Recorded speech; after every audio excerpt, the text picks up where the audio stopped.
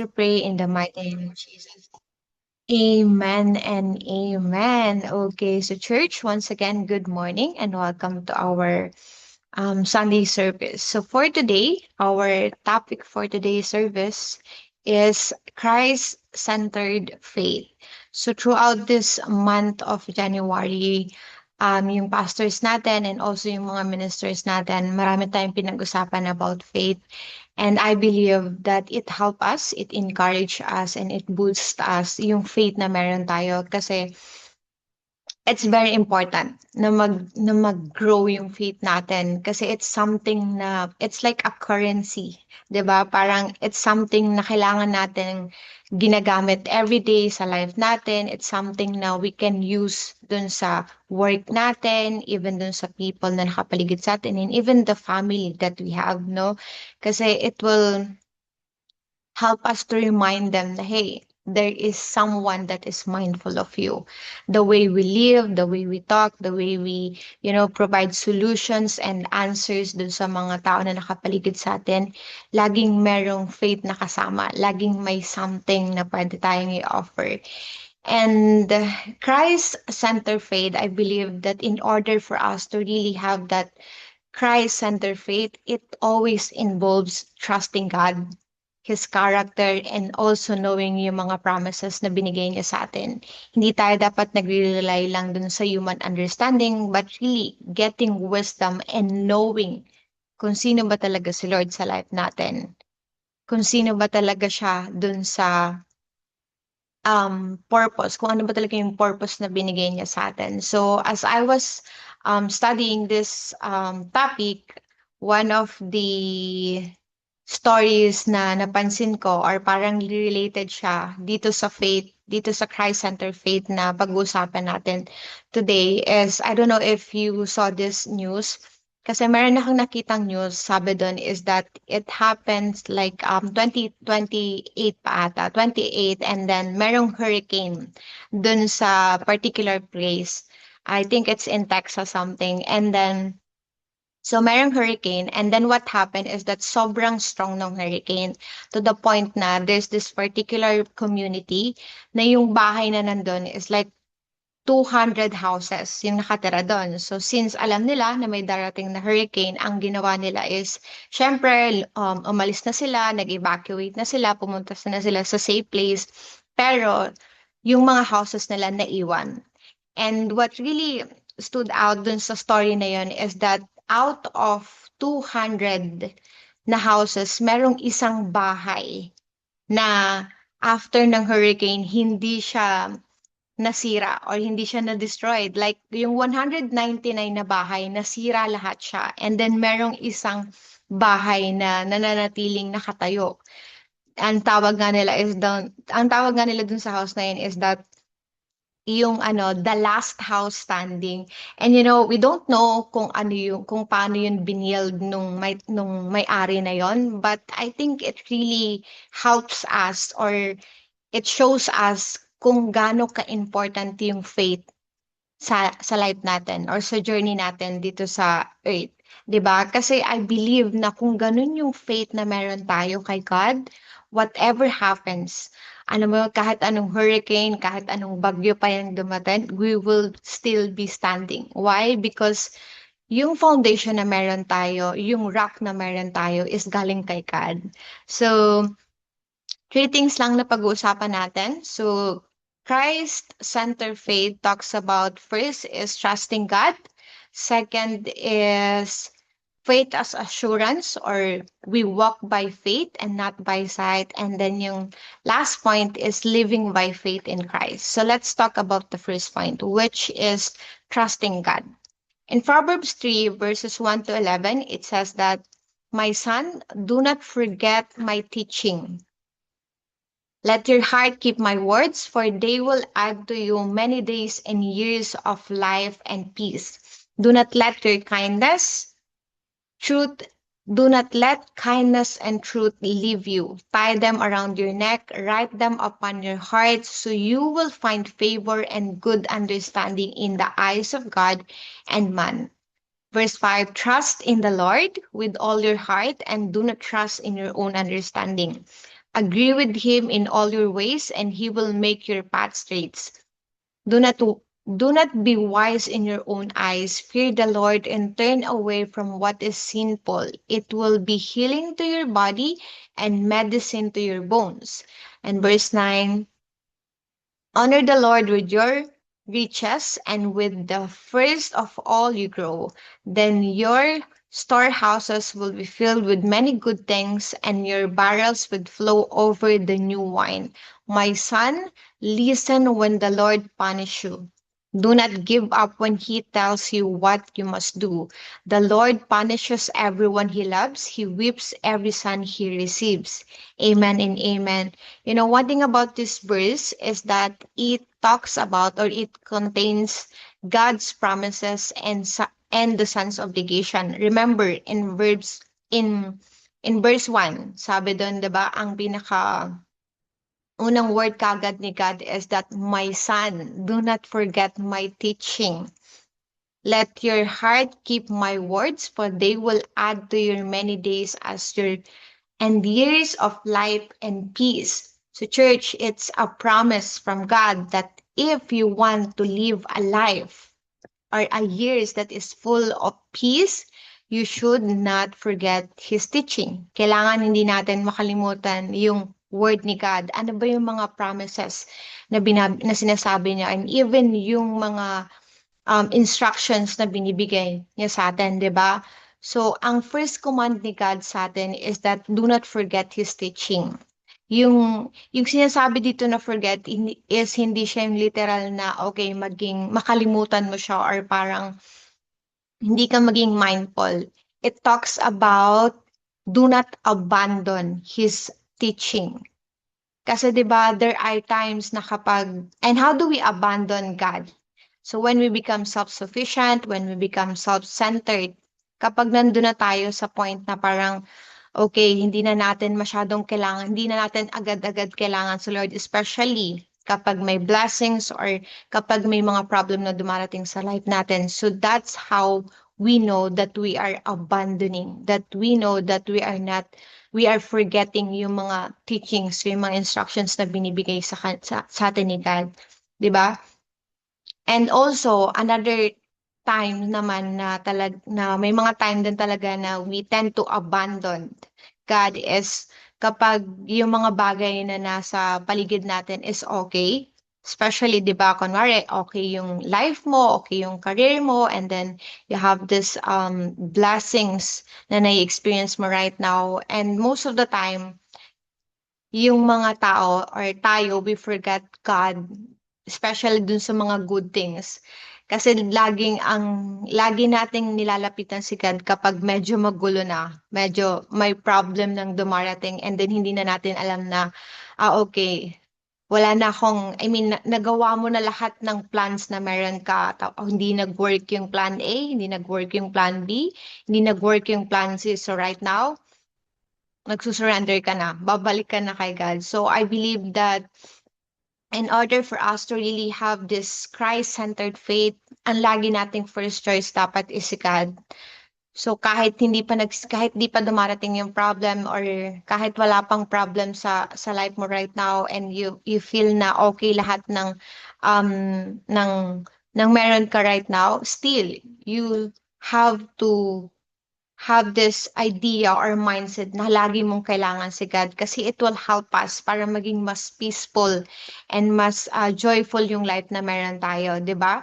So sabi din in verse 3 to 5 to 4, do not let kindness and truth leave you. Tie them around your neck, write them upon your heart, so you will find favor and good understanding in the eyes of God and a man. So in this verse naman, it talks about the acknowledgement. It talks about, submission.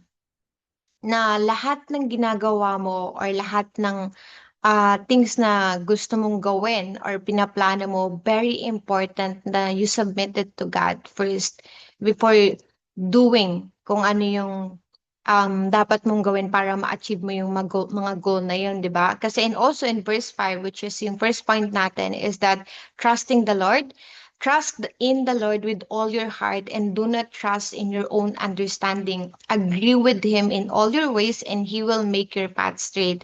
So in order for us talaga to really trust God in all our heart, in all our understanding, is that we have to know God. Kasi it's hard for us to trust God if we don't know Him. 'Di ba? Even yung mga kunwari parents natin, remember 'di ba, yung mga kids right now, they don't just follow even if may sinasabi ka sa kanila na dapat mong gawin.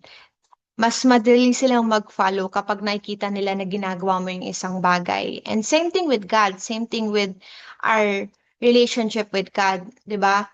Na if you don't know God, if you don't know kung ano yung nagawa niya, how He was able to really like rescue yung mga Israel, kung paano niya natulungan yung mga Israel during those 40 years na nagta-travel sila papunta sa Promised Land, kung paano ginamit ni Lord si Moses, 'di ba? Paano niya sineparate yung seed, 'di ba?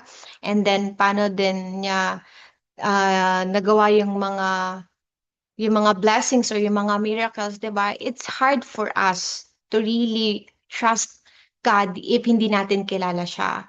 'Di ba? Even din sa mga normal situations natin, 'di ba? If someone will ask you na yung exercise is a good thing for your body, for your health, and for your brain, and then this person is hindi naman niya din ginagawa yung gusto niyang ipagawa sa'yo, 'di ba? How can you trust na yung sinasabi niya is totoo? How can you trust? How can you have faith in that person or in that belief kung alam mo naman na hindi din niya ginagawa yung mga ganong bagay, 'di ba? So very important that we know God in order for us to trust Him. It's also important that we have this personal knowledge about Him, personal experience or intimate experience with God. Kasi pag mas nagkaroon ka ng experience kay God, mas magkakaroon ka ng commitment. Mas makikita mo or mas may explain mo sa mga tao kung how do you deal with the situations, how do you work or like increase kung ano yung faith na meron ka, yung mga bagay na pinapaniwalaan mo, 'di ba? So very important 'yan. And then in verse 9 to 11 it says that honor the Lord with your riches and with the first of all your growth. Then your stone houses will be filled with many good things, and your barrels will flow over the new wine. My son, listen when the Lord punishes you. Do not give up when He tells you what you must do. The Lord punishes everyone He loves. He whips every son he received. Amen and amen. So we all know that this book of Proverbs, it was written by King Solomon. And alam naman natin, 'di ba, yung naging ending ni Solomon. Kasi along the way, at first, maganda yung foundation ni King Solomon, but along the way, nagkaroon siya ng doubt, nagkaroon siya ng kung ano-anong belief to the point na hindi na talaga siya, nawala na talaga yung trust niya or nawala na yung belief na meron siya kay God. But I believe that in this verse, Solomon is reminding yung next generation niya, yung mga kids niya, that it is important for us to honor God with everything that we have.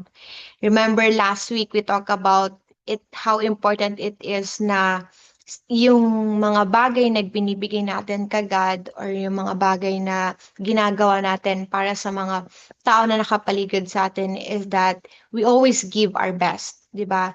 Hindi yung tipong you just give lang kasi ito lang yung gusto mong gawin or ito lang yung available na kaya mong ibigay. But the thing is, I believe that God always remind us to always give our best, especially when it comes to giving our tithes or giving helping people around us, kasi it's also written here that part of trusting God is also following naman yun yung mga commandments niya, and part of it is that in order for us to honor God, first is that through our riches, we should give yung first and best natin para sa Kanya. And another thing is that yung mga good things na ginagawa natin sa kanya, 'di ba? So, I believe that in this verse, Solomon is urging or like reminding his sons, the next generations, not to make the same mistake na ginawa niya. Kasi nagkaroon siya ng divided na belief eh. Nagkaroon siya ng trust sa idols and at the same time, nagkakaroon din siya ng other pang mga pinaniniwalaan ng time na yon. So, trust will not always be natural. Okay, we have to understand that it's not easy to really trust people. It's not easy to, be submitted to someone. But when we understand kung ano yung kayang ibigay sa atin ni God, kung ano yung kayang ibigay, kung ano yung mga promises na binigay sa atin ni God, that's the time na magkakaroon tayo ng commitment. That's the time na may experience natin na, okay, this is the God or this is the one na pwede kong pagkatiwalaan with all the things that I have, because I know na at the end of the day lahat ng ginagawa niya is for my own benefit. I know that at the end of the day kung ano yung pinapagawa niya sa akin is that is best for me. And then, 'di ba, dun sa last verse, it talks about na do not give up. So, my son, listen when the Lord punishes you. Do not give up when he tells you what you must do. The Lord punishes everyone he loves. He whips every son he receives. So, in this verse, we talk about na, having faith with God and knowing him, knowing how the way kung paano niya tayo mahalin. Part of it is that sometimes he punish us, sometimes he parang ini-slap ka ni God at sinasabi niya na, hey, what you are doing right now is not good for you. It will not help you to fulfill the purpose that I have given you. And pag nandun tayo sa ganong sitwasyon, sometimes it's heavy, sometimes, alam mo yun, parang yung weight and then yung pain nung punish or yung the way kung paano niya tayo i-direct or the way kung paano niya tayo pagsabihin. Sometimes it hurts us, sometimes mabigat siya. But I believe that at the end of the day, we should be reminded na the reason why God punish us is because He loves us. 'Di ba? Ganun naman even our parents, 'di ba, before kapag I remember kapag during lunchtime, especially pag walang pasok, my parents talaga sobrang lagi nila kaming ina-encourage na matulog sa tanghali. And during that time, I don't understand kung ano yung purpose ng pagtulog sa tanghali, how important it is kasi now I realize na dapat pala natulog ng tanghali kasi, when you become an adult and then you have this responsibility, you have to pay for your own bills, you have to work, and you have to do your thing. Parang minsan nakakalimutan mo na or nababawasan, hindi na masyadong like 8 hours or 10 hours yung tulog mo, 'di ba? So, same thing with our God na He punish us or He really help us na, hey, kung ano man yung ginagawa mo right now, you have to stop doing it kasi may consequences yan. And I believe that God doesn't want us to live yung ganong life, yung yung feeling na heavy, yung feeling na parang eto na yung wrong consequences, eto na yung kapalit ng ginawa mo, 'di ba? So I believe that God always wants us to have a life that is peaceful, that is joyful, and not suffering. Diba? So, very important that we understand why God sometimes put us in that situations. And He disciplines us because He loves us. And always remember that there's a reason why God is disciplining us. He doesn't do things out of emotion. He doesn't do things out of circumstances. Laging may reason. Laging may purpose kung bakit niya kailangan gawin yon. And as a children of God, we have to obey that order. Kasi it will also help us to really enjoy yung promises na binigay niya sa atin. And then, it will also remind us how important it is or kung paano tinitake seriously ni God yung life na meron tayo. Kasi 'di ba, kung si Lord hindi ka niya mahal or hindi siya seryoso sa'yo para ma-achieve mo yung purpose na binigay niya sa'yo, yung mga plans na prepare niya sa'yo, I think si Lord hindi siya ano yan, magbibigay ng warning sa'yo, hindi siya magbibigay ng reminder sa'yo na, hey, yung lahat ng ginagawa mo right now is laging merong consequences yan, 'di ba? So laging may something na mangyayari kapag hindi mo pa inayos yung life na meron ka right now. And also it reminds us na God is always mindful for us. You know, one thing that I really love about God is that, you know, me personally, every time na feeling ko down ako or yung mga circumstances sa paligid ko is hindi na nag-work, laging nag-fail na or parang, Lord, eto pa ba? Kailangan pa bang magstay or is it worth it pa ba na gawin ko tong bagay na to even though wala naman ako nakikitang result or hindi naman nagbabago yung sitwasyon na meron ka. At the end of the day, God will always help us. God will always do, even if it's just a little things to remind us na, hey, do not give up.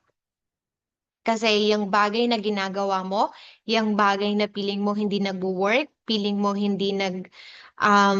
walang nangyayari or walang growth na nangyayari, deep inside, God knows na yung heart mo nagbabago na, yung character mo nagbabago na, and we don't know, right? Kasi sometimes yung mga tao din na nakapaligid sa atin, very important na we really live a life that is Christ-centered kasi there are people, whether you don't know, whether you like it or not, there are people that is watching you kahit hindi man sila minsan malapit sila, but minsan, you know, malayo sila, they are watching you. And as someone who is in a relationship with God, as someone who considered as a child of God, it's important for us to always have this mindset na yung bang ginagawa natin is beneficial ba siya? Does it helps us na mag-grow ba yung faith natin? Does it help us ba na maging mas close yung mga tao kay God through dun sa actions natin? So, in order for us to really have that kind of faith or have that kind of life that is Christ-centered, we really need to keep on trusting God. And trusting God is hindi lang siya one time na parang bagay na okay, kapag ngayong gabi naka-experience ka ng revelation is that you will trust God, meaning na hindi ka na mag-work or hindi ka na magpuput ng effort para mag-continue mag-trust on Him. No, it is like tuloy-tuloy siyang journey. Kasi may mga time talaga na parang feeling mo nawawala yung trust mo kay God, feeling mo na abandon mo si God. But kailangan mo lang bumalik ulit sa kanya. Kailangan mo lang ulit i-remind yung sarili mo kung sino siya and kung ano yung kayang niyang gawin para sa sarili mo. Remember dun sa mga Remember the story in the New Testament when Jesus asked his disciple, sila Peter, yung mga disciples, yung mga apostles na kinuha niya, and then Jesus asked them, who do you think I am? And you know, if we don't have this relationship with God, if we don't really push ourselves na maging deeper yung understanding natin kay God, ang sasabihin lang natin is that God is my provider. Which is true, you know, God is our provider, God is our helper and stuff like that. But having this relationship with God, continuous relationship with God, help us to really understand that God is everything that we need. You cannot box God and say na si Lord kapag kailangan ko nang magpo-provide, siya lang yung lalapitan ko. But if I want someone that will make me happy, I'm gonna go and look for other people. No, God can make us happy. God can give us everything that we need. Jesus can really help us and understand us na having Jesus in your life means that you have everything. You don't need everything. It is only Jesus that you need in your life and that we should trust him. Amen. So second point is that faith as an assurance. So remember the definition of faith. It's in Hebrews 11, verse 1 to 3 says that faith shows the reality of what we hope for. It is the evidence of things we cannot see. Through their faith, the people in days of old earned a good reputation. In verse 3, by faith we understand that the entire universe was formed at God's command, that what we now see did not come from anything that can be seen. Amen and amen. So faith shows the reality of what we hope for. 'Di ba? In other verse it talks about be sure of what we hope for. So when we say be sure, meaning na it happens na, nangyari na siya. The thing lang is that hindi pa lang natin siya nakikita, but nangyari na siya. Ito na talaga yung plans na nag-prepare sa ni God. So another verse that we can talk about in faith as assurance is that Second Corinthians 5:2 verse to 8. It says that, for we know that if the earthly tent we live is in destroyed, we have a building from God, an eternal house in heaven, not built by human hands. Meanwhile, we groan longing to be clothed instead with our heavenly dwelling, because when we are clothed, we will not be found naked. For a while we are in this tent, we groan and are burdened, because we do not wish to be unclothed, but to be clothed instead with our heavenly dwelling, so that what is mortal may be swallowed up by life. Verse 5, now the one who has fashioned us for this very purpose is God, who has given us the Spirit a deposit, guaranteeing that what it is to come. Verse 6, therefore, we are always confident and know that as long as we are at home in the body, we are away from the Lord. For we live by faith, not by sight. We are confident, I say, and would prepare to be anyway from the body and at home with the Lord, so we can make our goal to please him whether we are at home in the body or away from it. Amen and amen. So in this verse in Second Corinthians 5 verse 2 to 7, so Paul is like reminding us that, as long as we are here in the earthly tent, meaning habang meron tayong body, habang nasa flesh tayo, there are things na meron tayong gagawin. There are things na, meron tayong nilolonging na hindi naman siya beneficial or hindi naman siya important sa heaven or, yeah, important kay God, di ba? But at the end of the day, God is reminding us that there is a purpose, there is a reason kung bakit niya tayo pinut into flesh, kung bakit tayo nandito sa earth. And while we are in this tent, it's important for us to really take care yung tent or yung body na meron tayo na binigay sa atin again, and at the same time, live the kind of life na gustong ipagawa sa atin ni God, 'di ba? Kasi part of the blessings then um na nasa flesh tayo aside dun, 'di ba, maraming consequences. Sometimes parang mas gustuhin pa lang natin na, Lord, mas okay na umuwi na lang sa'yo or okay na lang na hindi ka na mag-live dito under this earth, kasi nga there are things na pwede kang magawa eh.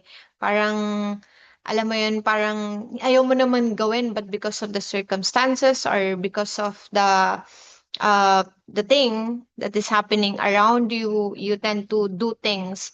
But another blessings naman that we have to focus on, and I believe that God also, this is also part of God's blessing while andito tayo sa earth, while nasa flesh tayo, nandito tayo sa tent na to, may body tayo, is for us to really bless those people around us. 'Di ba? How can we bless them? Is it dun ba sa money na meron ka, you can bless people, or whatever that you have right now. But aside from it, I believe that by having this relationship with God, knowing kung ano yung commandments niya. So remember dun sa Proverbs, it talks about the promises and also yung obligation ng son kay God.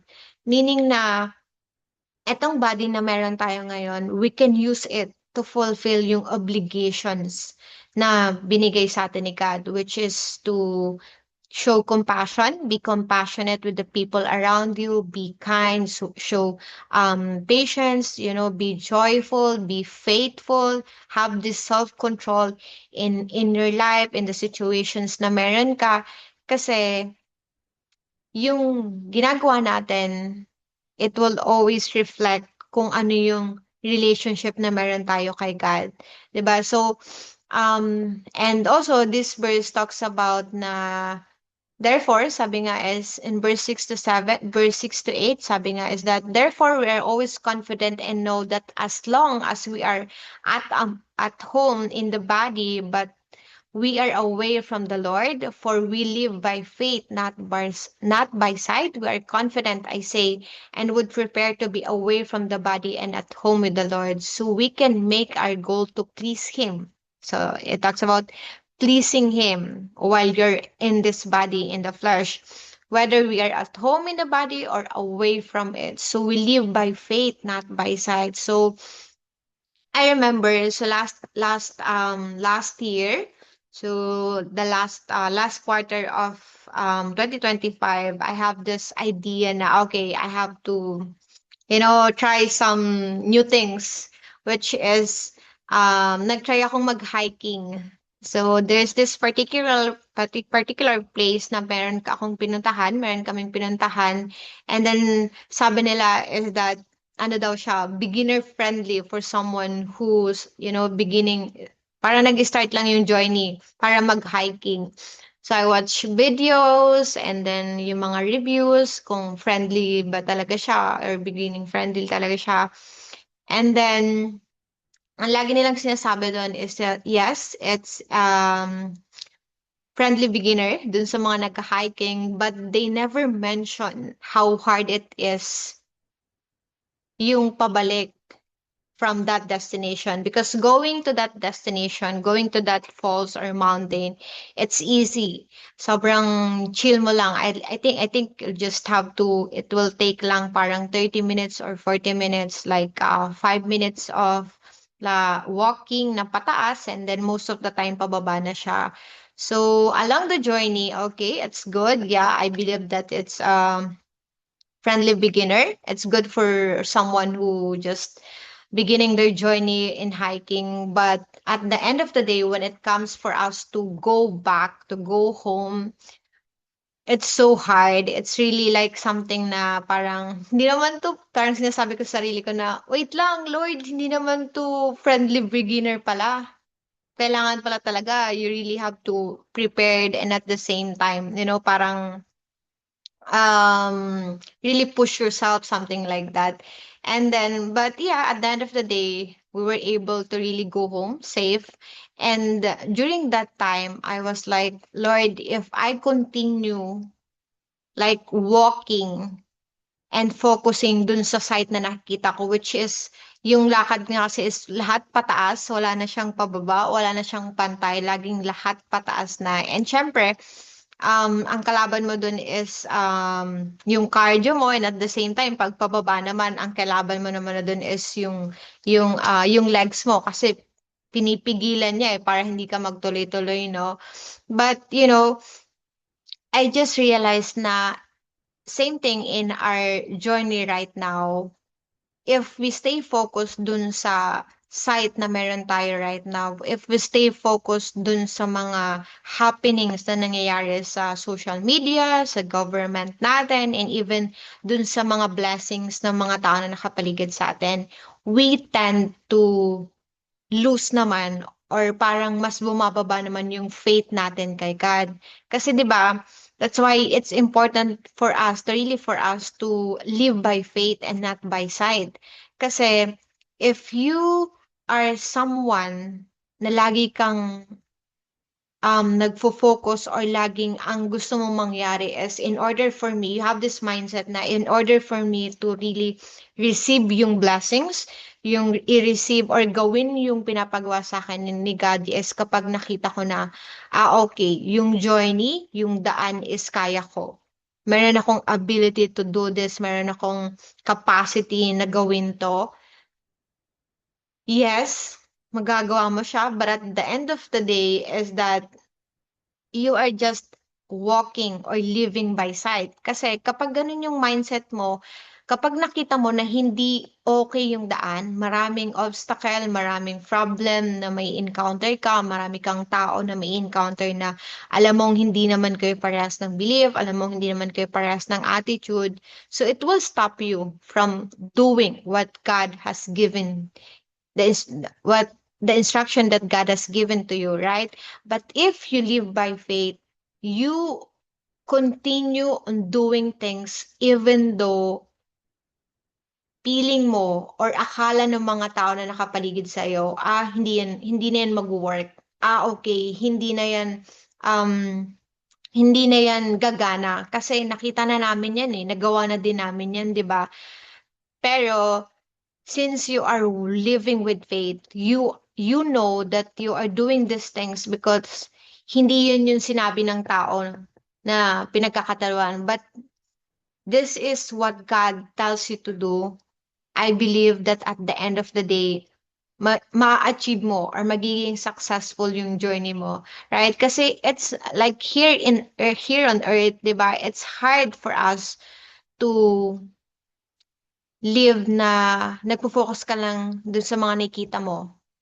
Kasi 'di ba, even for example, I also believe na um part of that walking and having that sight is also a blessings, 'di ba? Kasi for example, it's hard for if you're a blind person, it's hard for you to walk or go or do things or go to places, 'di ba? Like for example na lang, yung mga nakikita natin sa street, 'di ba? Yung mga blind person, they always need someone to carry them or to guide them para pumunta dun sa mga pupuntahan nila. So, having that sight and walking with faith is also a blessing. Pero yung yung faith na meron tayo while we are walking with God, it also improves us na alam mo yun, kahit hindi mo nakikita yung pupuntahan mo, you still believe that God will help you. You still trust God with all your heart and with all your with all your understanding, 'di ba? Kasi at the end of the day, if you trust God and if you believe in God, God is willing to guide us dun sa final destination natin, 'di ba? So, there are things na sometimes, 'di ba, hindi mo naman kailangang makita na ganito yung result for you not to do it. Remember dun sa story in the Bible where in Matthew, 'di ba, when Satan is tempting Jesus, sinasabi niya doon, 'di ba, part of the temptation na ginawa ni Satan is that he is asking Jesus to jump on this mountain and that 'di ba sabi doon is that 'di ba isi-save ni God si Jesus 'di ba kapag nahulog siya or nag-jump siya something like that. But here in our situations, you don't have to see the result for you to understand na kapag tumalon ka sa mataas na bagay or sa mataas na building is hindi mo kailangang alam mo yun, mag-declare ng mga verses na God will save me, God will like instruct angels to save me because you have this sense, you have this blessings, you have this wisdom na if you do that thing, it will um distract you. It will, masasaktan ka, magkakaroon ka ng aksidente, 'di ba? So there are things na you don't have to see para hindi natin gawin yung mga bagay. So same thing in our life, 'di ba? So on our last point is living by faith in Christ. In Galatians 2 verses 11 to 21, it says that, but if in seeking to be justified in Christ, we Jews find ourselves also among the sinners, doesn't that mean that Christ promotes sin? Absolutely not. If I rebuild what I destroyed, then I really would be a lawbreaker. For through the law I died to the law so that I might live for God. I have been crucified with Christ, and I no longer live, but Christ lives inside of me. The life I now live in the body, I live by faith in the Son of God who loved me and gave himself for me. I do not set aside the grace of God, for if righteousness could be gained through the law, Christ died for nothing. So in order for us to have a Christ-centered faith, we have to live by faith in Christ. So in this verses or in this chapter, just like a small quick background in this story, Paul is confronting Peter na 'di ba during that time nung wala pa yung mga Jewish na kakilala niya, he ate with the Gentiles, but then nung dumating na yung mga kakilala niya, he stopped eating or having conversation with Gentiles.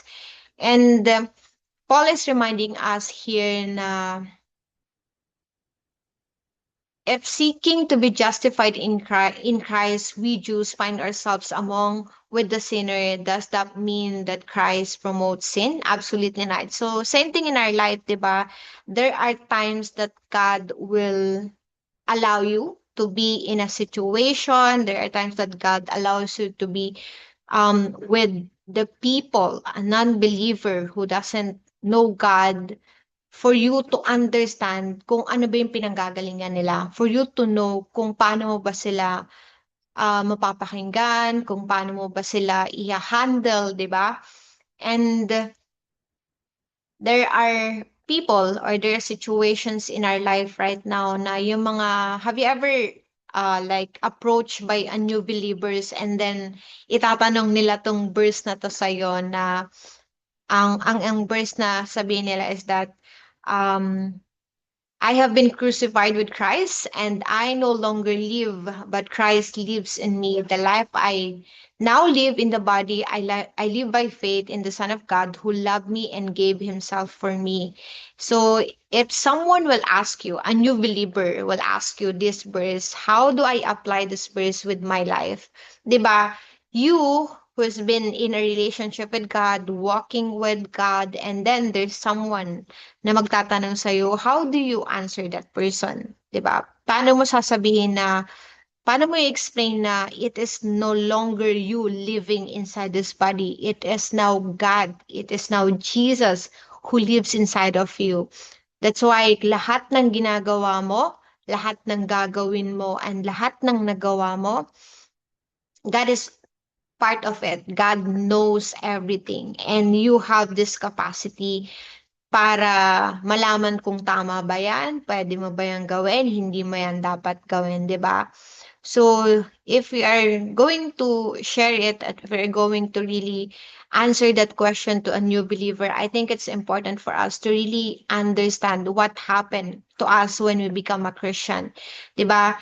Kasi yung mga new believers, they need instructions or they need instruction for God, and as for believers na I believe that one of the things that we need is to always be reminded and kung paano tayo na save ni God, kung paano nag-work sa atin si God, 'di ba? And when you became a Christian, it doesn't just you didn't just experience forgiveness, 'di ba? Parang we didn't just focus, hindi lang siya nagpo-focus sa forgiveness, hindi lang siya nagpo-focus na you will go to heaven, you will experience these things that God removed all yung sin, yung guilt na meron ka. But it also talks about na yung life na meron ka right now, it doesn't belongs to you. It belongs to Christ. Na lahat ng gagawin mo, lahat ng makikita mo, lahat ng even yung papanoorin mo, babasahin mo, it always comes to a point na will it be beneficial to you? 'Di ba? Kasi that's how Paul reminded us that in everything that he do, he always seek God. He always ask God na bakit dapat pa tong gawin kasi may mga time na parang since nasa flesh ka, etong mga bagay na hindi mo dapat gagawin, ito yung nagagawa mo, and then yung mga bagay na dapat mong gawin, yun yung mas mahirap gawin, 'di ba? But having Christ in you, knowing that Jesus lives inside of you will have this confidence. You will be confident na kaya mong mag-no dun sa mga bagay na yon. Kasi meron ka ng something meron ka ng guidance, meron ng Holy Spirit inside of you, and that what makes our Christian life abundant, 'di ba? Bas nagiging filled, joy-filled yung life natin kapag alam natin na yung ginagawa natin, it pleases to God and we are doing the things that God wants us to do. If we live a life that is joyful, if we live a life na align talaga dun sa purpose na binigay sa atin ni God, then mas magiging um beneficial or mas magiging maganda yung life na meron tayo. And by having that idea or having that kind of life that they have right now, which is Christ-centered, it will also help the new believers to understand kung paano ba talaga yon, kung paano mo ba talaga masasabi na hindi na ikaw yung nagli-live sa life mo ngayon, hindi na ikaw yung nagli-live dito sa body na to, it is Christ na.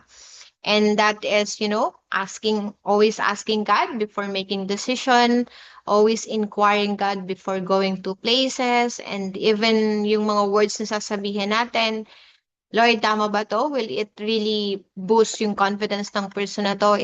Will it help him para mas maging close ba sa'yo or mas mapalayo siya sa'yo, di ba? Kasi very important na meron tayong wisdom. We always seek for wisdom and understanding for God kasi wisdom help us to know kung kailan natin dapat sabihin yung mga bagay na yan. Wisdom always help us na sabihin yung katotohanan but with grace. Hindi yung sasabihin mo lang siya for the sake of saying, for the sake of sasabihin mo lang siya, di ba? Which is true naman, di ba? Na dapat lagi talaga natin sinasabi yung truth. But God reminded us, or wisdom helps us, the Holy Spirit helps us to know how to say it and what is the right time kung paano natin siya sasabihin. Diba? A life changed by God of Christ is a life that is full of love. Diba? Lahat ng ginagawa natin, it is always based dun sa love na meron tayo kay Christ, and it will rest dun sa revelations kung paano natin na-receive yung word ni God, kung paano natin na-receive yung work niya. And remember, in order for us to have a testimony, God will test us. And if in order for us to experience breakthrough, God allows us to experience break muna, di ba? God will experience us na masira muna for us to really have this experience of breaking through and rebuilding and restoring whatever na nawala sa atin. So the final verse, it's in Hebrews 12 verse 1 to 2. All these many people who have had faith in God are around us like a cloud. Let us put everything out of our lives that keeps us from doing what we should. Let us keep running in the race that God plans for us. Let us keep looking to Jesus. Our faith comes from Him, and He is the one who makes it perfect. He did not give up when He had to suffer shame and die on a cross. He knew of the joy that would be His later. Now He is sitting at the right side of God. Church, in order for us to have a Christ centered faith, just keep on keep on looking to Jesus. Amen and amen. So let me pray for you. Father, in the mighty name of Jesus, Lord, we are grateful. We are thankful for your word, O God, for all your promises, O God, and also the instructions, the obligations, O God, that you have given to us, O God. Because when we believe, oh God, that when you give us a vision, you also provide a provision for us, oh God, in the mighty name of Jesus, oh God. Lord, help us to always keep our eyes on you, oh God. Fix our eyes on you, oh God. And that whatever we do, oh God, wherever places, oh God, na pupuntahan namin, we pray, oh God, that you will always go with us, that you will prepare for us, oh God, before going to that place, oh God, and masiserve namin yung purpose namin in that particular place, oh God, in that particular community and people, oh God, in the mighty name of Jesus, oh God. Lord, help us to live a life that is Christ-centered, oh God, in the mighty name of Jesus, oh God, that we will continue on trusting you, God, living or walking by faith, oh God, and live a faith that is aligned to you, oh God, in the mighty name of Jesus, oh God. Lord, we trust and believe that whoever people, oh God, na nag-struggle right now, I pray that you will continue to remind him that you love him, that you will never leave him or forsake him, oh God, that your hands is always ready to stretch, O God, on him, O God, and that your grace and your mercy is always sufficient and available for him, O God, in the mighty name of Jesus, O God. We bless those people who are joining us this morning, O God. I pray, O God, na your abundance will always be upon them, O God. Thank you, Lord, for increasing our faith, O God, and allowing us to really know you deeper, know you in a new way, O God, in the mighty name of Jesus, O God. Lord, we honor you and we glorify your name, and this we pray in the mighty name of Jesus. Amen and amen. So thank you, church, for joining us tonight, and have a blessed day.